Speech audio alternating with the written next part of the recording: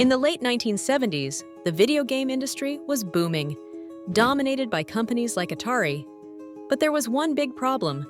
Game developers were not credited for their work and were paid fixed salaries no matter how successful their games were. A group of 4 frustrated Atari programmers, David Crane, Larry Kaplan, Alan Miller, and Bob Whitehead, had enough. They had created some of Atari's biggest hits, but received no recognition and no bonuses. When they demanded fair pay, Atari's CEO scoffed and told them, "You are no more important than the guy on the assembly line." So, in 1979, they quit Atari and started their own company, Activision, the world's first third-party video game developer. Their mission? To give game creators the credit and rewards they deserved.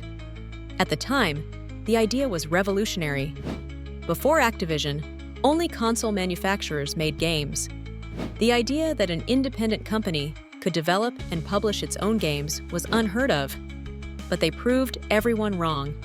Activision's first games, like Pitfall, River Raid, and Kaboom, became massive hits, selling millions of copies for the Atari 2600.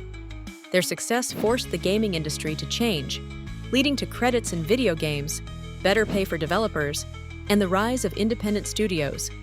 Through the 1980s and 1990s, Activision adapted to a rapidly evolving market, surviving the 1983 video game crash and later expanding into PC gaming. They acquired studios, published iconic titles, and became a powerhouse.